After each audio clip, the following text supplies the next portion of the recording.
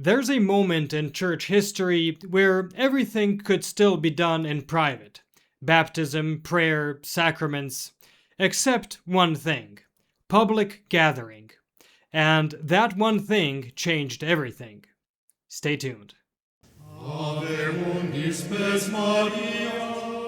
Welcome to Following Padre Pio. We're grateful to all those who quietly helped this apostolate continue reaching souls through Padre Pio's spiritual legacy. Today's story may touch your heart in ways you did not expect. Today is the feast day of Saint Sixtus II.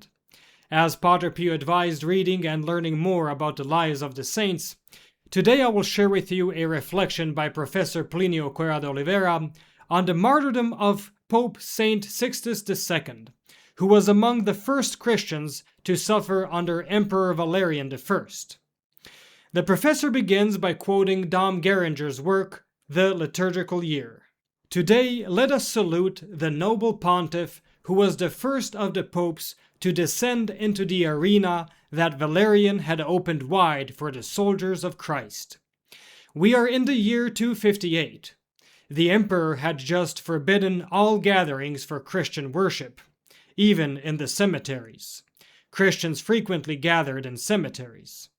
For the first time, the church is attacked as a civil association. By imperial decree, she is treated like any unlawful assembly, against which Roman law is relentless. Faced with such prohibitions, what will be the attitude of the head of the church? To suppress these gatherings would be to threaten the very life of the church.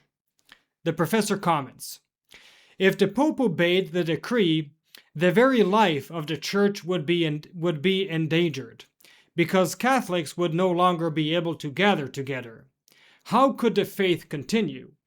Perhaps some of you know what it feels like to live your faith quietly, afraid of misunderstanding, rejection, or simply feeling isolated in your spiritual life. It can be tempting to believe that faith is something we can keep entirely to ourselves. But today's saint reminds us that God never intended us to walk the journey of faith alone. The church is a family, and gathering in prayer strengthens us in ways we often do not realize. But notice this: strictly speaking, priests could still go and baptize people and provide other ministries to the faithful without holding assemblies. It was only the gatherings that were forbidden. This was not yet a prohibition of Christian worship itself. The first measure was simply a prohibition against Christian assembling together. A pope lacking zeal might have said, "Look, we have some common ground with this good emperor. He also thinks Christian worship is a fine thing, as long as it's done privately in our homes. We are not going to shed rivers of blood simply to hold meetings.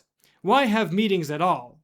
The priest can teach catechism, administer the sacraments in each home, and then leave. As long as there are priests and faithful, everything necessary is accomplished. Why do we need anything more? Let us stop holding assemblies." But Sixtus II was not that kind of pope. He understood that it was not worship itself that was immediately at issue, at least not yet, but something seemingly secondary: the simple act of gathering. Yet he chose to face persecution because he grasped a truth that, without assembling together, the faithful cannot persevere in large numbers as they ought. Here we see the profound importance of Christian assembly. First, so that everyone may gather together and receive the sacraments, of course. But secondly, because gathering together brings a special blessing. Our Lord himself said in the Gospel, "Gathering together, gathering together, gathering together." This is a condition for life. So Saint Sixtus II decided that the church would continue to gather, so that the church would continue to live. The faithful continued to assemble as before in the cemeteries outside Rome. There, on August 6, 258, in a crypt of the cemetery of St. Callistus, the Pope was surprised in the midst of the faithful while celebrating the holy sacrifice of the Mass. The people tried to protect him from the soldiers, but he and 4 deacons assisting him were immediately put to death. It's a tragic scene, yet at the same time an extraordinarily beautiful one. A truly holy pope resolves to resist. He is not ecumenical. He resists, calmly celebrating Mass in a forbidden place.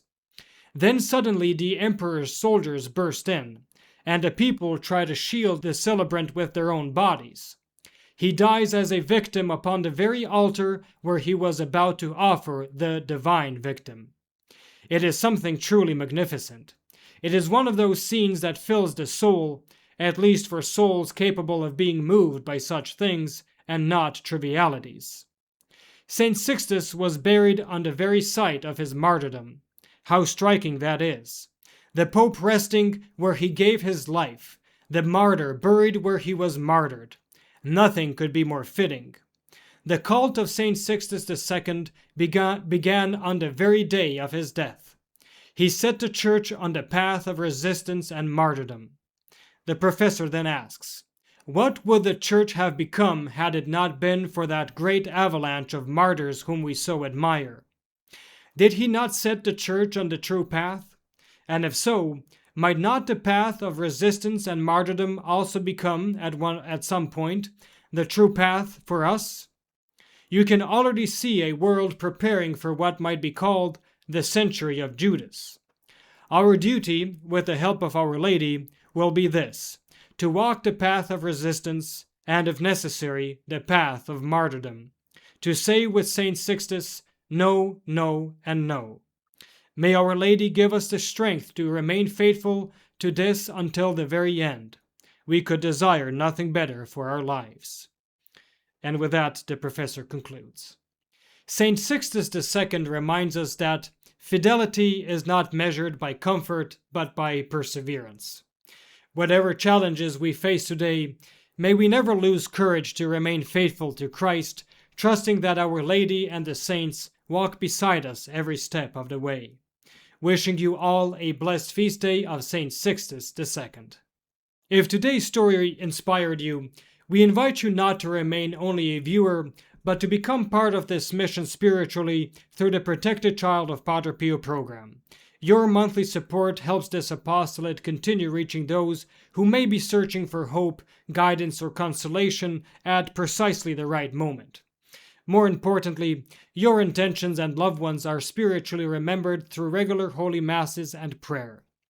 If you feel called to take that step, we warmly invite you to join us today through the link below.